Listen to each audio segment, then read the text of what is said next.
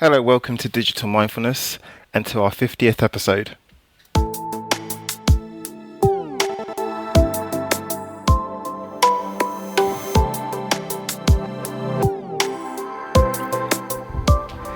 Welcome to the show.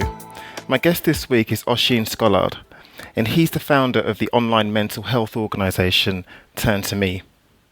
As you'll hear in the show, Oisin's very personal story of how he started turntome.org in 2009 after losing his brother to suicide in 2003 spurred him to create this web space for people to share, discuss and offload their personal problems, finding support and also getting useful information. This site, turntome.org, which connects people and promotes mental health well-being through technology, also allows people to get help and is a safe online community for people to open up and reach out. I hope you enjoy this show with Oisin Scollard. Hi Oisin, welcome to Digital Mindfulness and thank you so much for spending your afternoon with us. I'm really looking forward to actually having a chat and talking more about Turn to Me, so welcome. No, great Lawrence, thank you. It's a pleasure to connect and talk today, so looking forward to it. So Oisin, tell us a little bit about yourself and your motivations for starting Turn to Me in this incredible platform, because you've got a really interesting story and I'm wondering if you can just share that with the audience. Yeah, so it's been a journey, I suppose, like a lot of things you do in life, and at a point where you can look back now and reflect after 7 years. So we set up in 2009 as an online peer platform. At the time, it was really just I don't say just, but it was a mental health forum for people to connect in on a whole bunch of issues, from anxiety to depression. But it had been, I suppose, a thought that it was there for probably the better part of 5 or 6 years from a very personal experience. So myself and my brother Dermot co-founded it because we'd lost a brother to suicide in 2003, and really on the back of that, a very personal, heart-wrenching experience that made us want to do something, but do something that played to the skills that we had. And the skills that we had was in web and in design.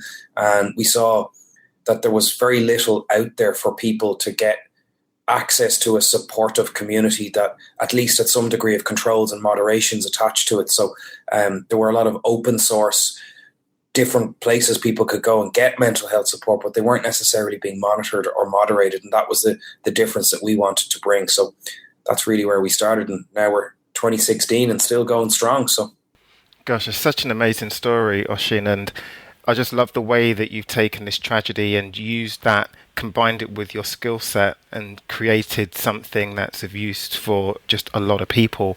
But I'm wondering just how widespread technology is actually used for real mental health treatment, because I would have thought normally people would like to see other people in person.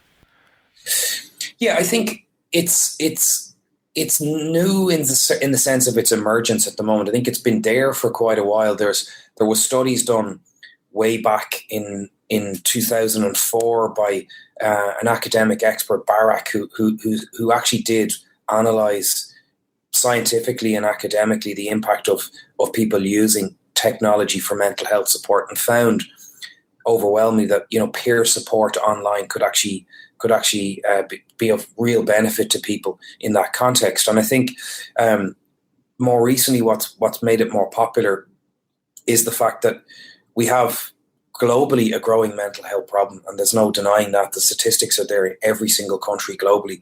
The access to services is getting increasingly difficult and increasingly expensive and beyond the reach of many people. So really then I think health services and organizations and NGOs globally started to look to technology as an empowerment tool to be able to help people more immediately.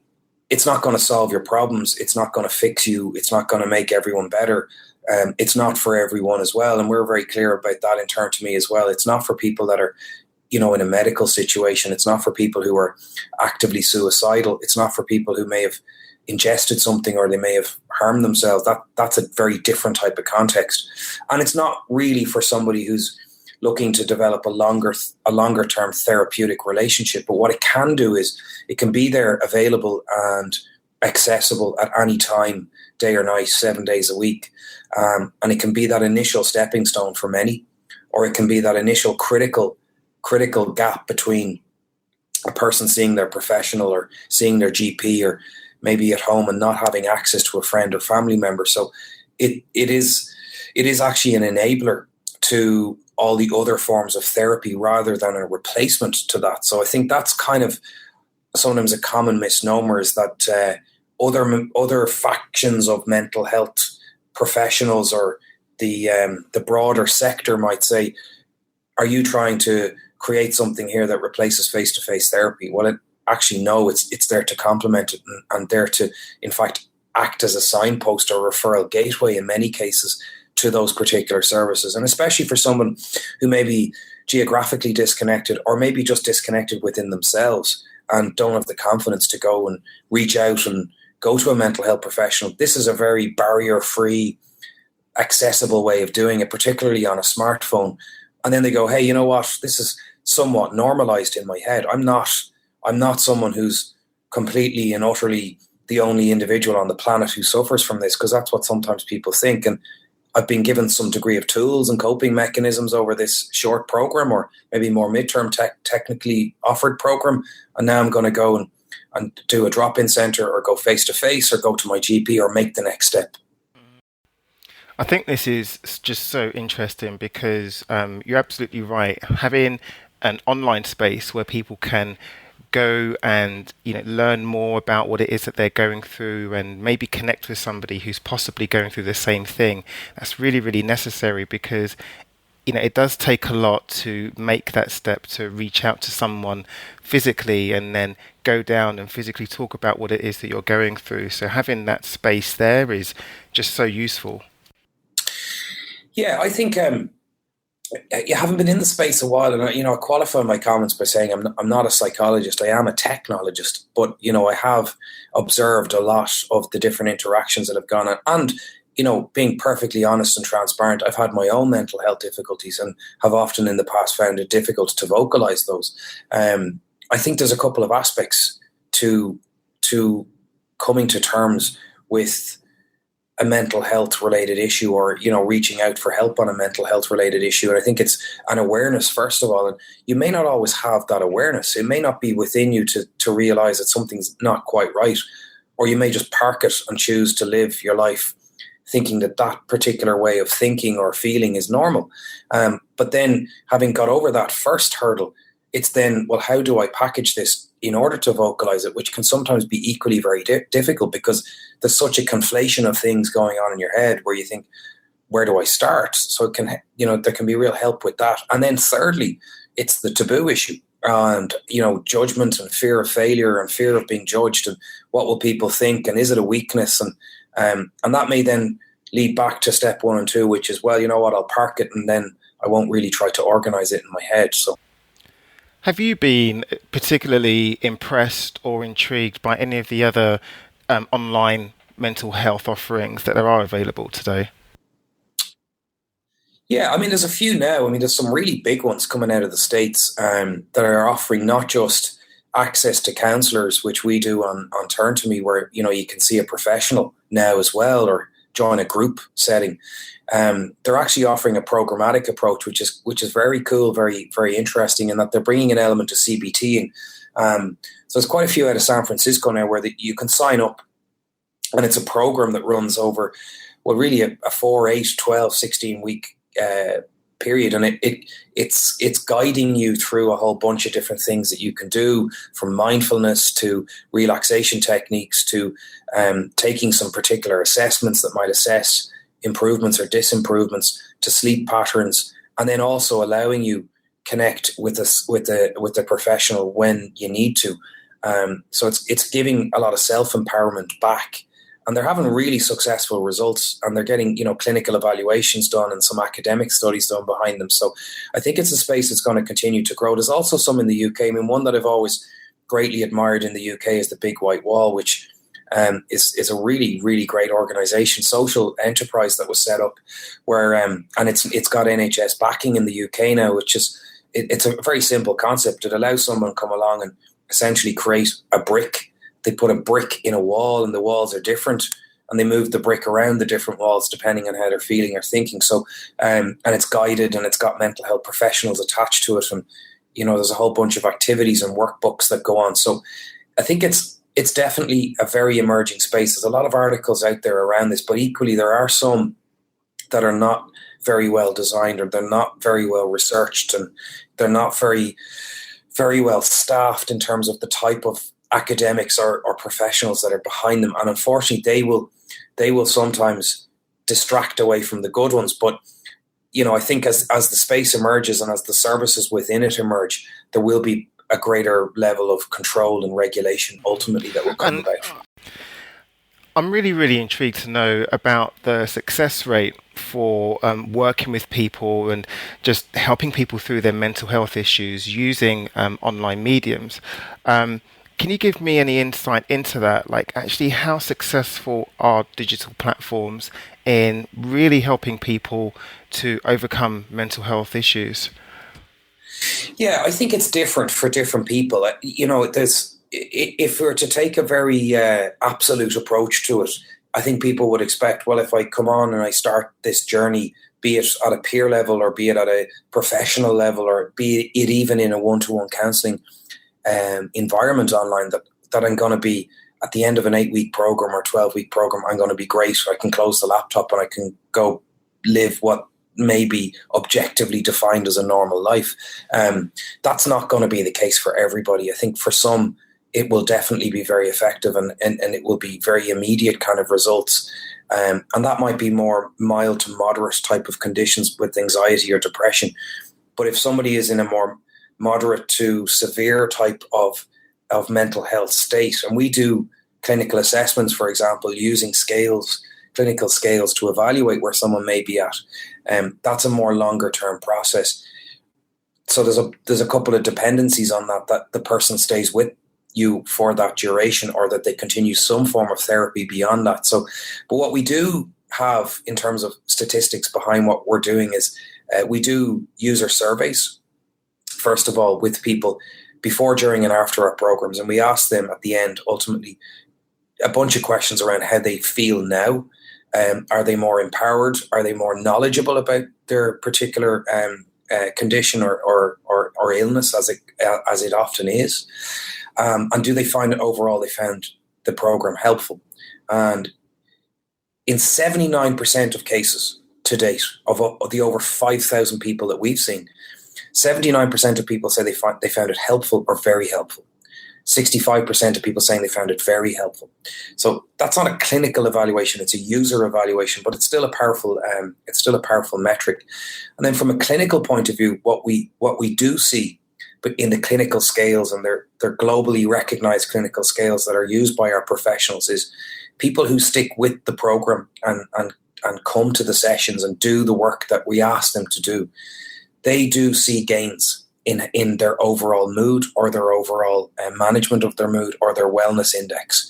So they're incremental gains, but they're still gains. So we can say that it's having a positive impact as opposed to a negative impact. But I don't think it can get to a point where you could say that this professes to bring you to a particular place within 8 or 12 weeks, because some of those programs out there do say that, and I think that's somewhat misleading.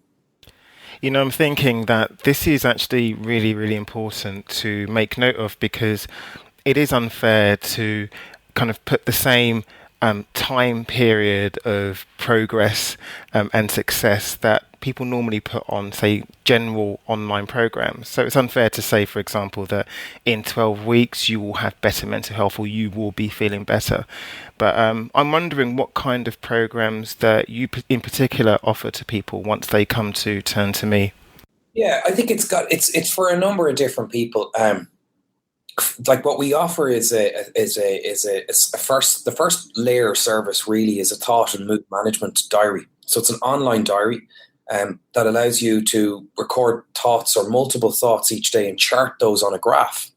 And that graph goes back over time. So that helps you understand what you're thinking in a day and how that trends with your mood. And it, shows you the oscillations in your mood. So that's very powerful from a self-management point of view. So what can help you identify is whether particular patterns are happening or correlations are happening that cause certain things. So, and it's a diary to reflect back on. And you can make that public or private. So people are making it public and others can share and comment and then say, I have a similar experience or I'm going through something similar. So you create this relationship effect and this supportive effect. And then our professionals are monitoring that. So they can then reach out to somebody and in what we like to call pull mental health as opposed to push mental health, where we can say, look, we've been looking at your diary and we think you could really benefit from one of our programs, our group counselling program, our one-to-one counselling program, or our mood skills, which is a programmatic clinical approach for managing depression. And then we can encourage people to continue to use that thought and mood diary over that period and report effectiveness or not, or see how it's improving their management and their mood management or not. So it's really, or people can just choose not to use that particular service and go directly into group counselling or into one-to-one counselling. But I think those that get the best effect also have an element of self-management as well. Okay, so I'm really interested in that phrase you were just talking about there, that whole thing of push and pull therapy. Could you just share a little bit more about what that is? So yeah, I think, one thing that dawned on us from being in this space quite a long time is when you offer services online or be that anywhere, you're assuming that someone knows what they want to get access to. Now, if you have one service, that's pretty binary. The service is what it is and what it can and cannot do. So you apply or you don't apply. But if you have a multitude of services, which we do, then how do you know that your end user knows which one to apply for? So that would be where they would come and you'd be expecting them to approach a service. Whereas if you get people to use a mood and thought diary where they're just recording what's going on and they're sharing what's going on in their head, we're able to then come in and pull them out of that and say, we think, based on what you're saying and telling us, and also other experiences that we've had with similar types of users, you would benefit from such a program. And what that's done is the participation rates in those programs has increased by almost 50%, and the dropout rate has decreased by over 40%, because people now are more inclined to go on the power of referral, where they go, well, a professional has reached out to me and said that they think I would benefit from something. So it's a much more powerful way of engaging with someone who's an end user in mental health, rather than saying, well, you know what, here's a shop window, and basically you choose the door you want to go through. Well, they don't necessarily know which door is the most ideal door for them. And that experience could leave them with a really bad experience as well, which, can often be more detrimental than beneficial overall for their mental. As I've said before, the stuff that you're doing with Turn to Me, I think is really important and I think it's fantastic. But I'm also wondering if some of the learnings that you're getting from Turn to Me, whether you can apply them to the way that other online communities are run. So, there's a lot of discussion at the moment about cyberbullying, about flaming, etc. And I'm wondering if a lot of what you're finding out now can translate over to them. Yeah, I think so. It's very much in development. I think there's different strands to what we're doing. I think if you take words on their own, that's not going to be enough. You can take the construct of a sentence and you can say that if someone says, for example, I plus want plus suicide, that's a risk flag. And at a very basic level, we have that right now. So if somebody does enter that into their mood or thought diary or into a comment, up will flag an immediate pop-up that says, it sounds like you're at risk. And here's the appropriate crisis intervention services or medical services in your country, be it the UK or Ireland, where they should contact. But taking it up a level, I think you got to analyze textual patterns and then also mood patterns and then also behavioral patterns on the site. So login time, frequency of use, inactivity versus activity, passive versus active activations that go on, whether someone is supporting somebody or they're on the receiving end of support, whether they're using certain controls that are offered within the platform. And you add all of that up algorithmically, and what it will do is produce a signal. It won't produce a diagnosis, but it will produce a signal that says that there's something going on here that may need a further intervention. And the reason why I take that approach, and it's something that I'm about to embark on studying really, is if you have, which you often can have, a community of people where there are hundreds online, and there may at some point be thousands online, what do you do with that? Because 1,000 people online, they're all at very different places in their journey. One, they're all at very different places on a risk spectrum, and they may all have very different needs. Some may, the vast substantive majority, may just need to connect and get support. Some may actually need some form of an intervention professional. So how do you at least stratify that so that you're not making a decision or a diagnosis, but you're presenting it in a way that your professional team or your moderation team can go, right, there's a user here that was on before. When they were on before, they did express a risk, or they did say something that was of concern. So I know now that that's someone I can more actively support. So they've essentially been able to distinguish the 5 or 10 or 15 people out of that 1,000 in a much more structured way, rather than having to go in as the current services often offer, particularly forums, where you're relying on a bit of knowledge, you're relying on a bit of being able to be in the right part of that forum at the right time, perhaps, or you're relying on a user flag to flag that user. Yeah, that was actually something I was going to ask, that whether you think it's actually the responsibility of the person who's using the internet to be responsible for their own mental health.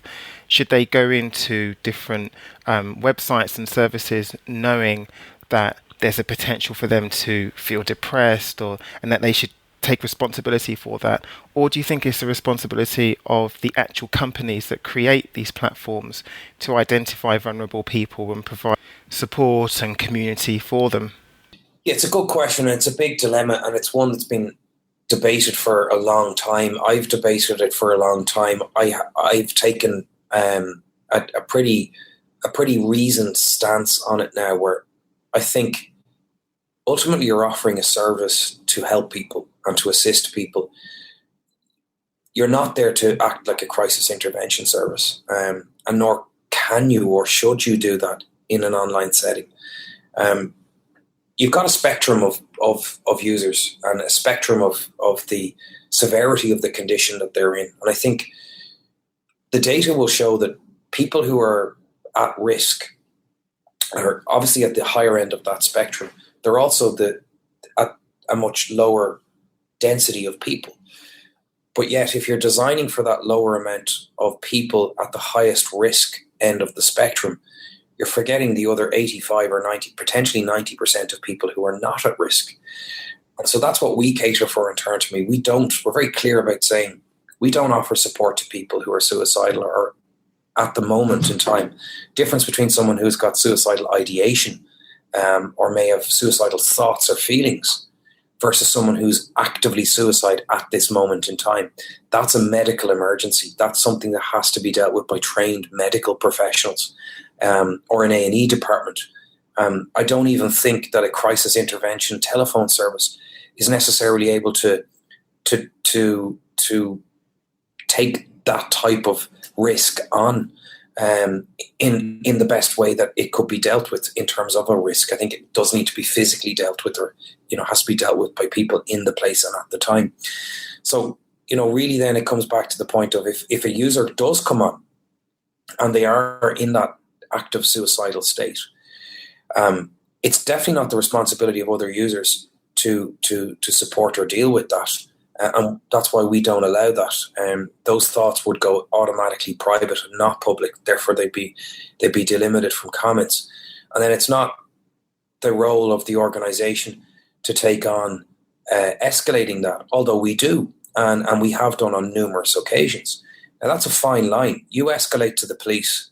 And we've done this countless times, be they the Irish, the UK, Interpol or Europol, be wherever the jurisdiction is. They will then access national databases and extract the address out from the IP address that we provide them, and then they'll go and kick a door down. Well, that's a very invasive thing to happen to somebody. Quite often it's a false alarm. Quite often it's somebody at an address that doesn't exist. And, it's a very, very difficult situation to balance. So we have done that, like I said, on countless occasions. There have been times when life has been saved, and that's what you're there for, and it's great. But there's been many, many other times where the user has come back and said, "You grossly breached my privacy. How dare you?" And, I was sitting at home with my wife or partner or friend or whomever, and all of a sudden, like, cops coming down, beating my door down to try and get in and interrupt what was perceived as being a suicidal situation. So it's still a debate that will continue. I don't think that we'll get to an answer on it anytime reasonably soon. All I can say is, for now, when we do have the information and we have reliable information, we will escalate that. Great. Well, Oisin, thanks for everything. Unfortunately, we've come to the end of the interview. Where can people find out more about you and your work? Yeah, so thank you. Really appreciate the interview today, Lawrence. So they can go to www.turntome.org. So it's the number 2, me.org. And there they'll see all the services. They can sign up for free. Very little details are obtained, and really just a username unique to the site and an email address, but it's never disclosed. And they can go on then to our services menu on the top of the site and see the different services. And then we've also a new page that's just been added recently based on user feedback called Getting Started. And Getting Started really explains the whole service, how each of the services work and operate, and guides people through with screenshots. So that's up on the Get Involved sub-menu that's on the top menu of the website, and they can see all that they like there. And there's also a feedback section on the site. So if anyone has any questions or feedback, we actively encourage them to use that form to let us know. Well, Oisin, thank you so much again for spending time with us today. It's been great listening to you and finding out about the work that you're doing. I wish you all the luck in the world with it. Thank you. Pleasure.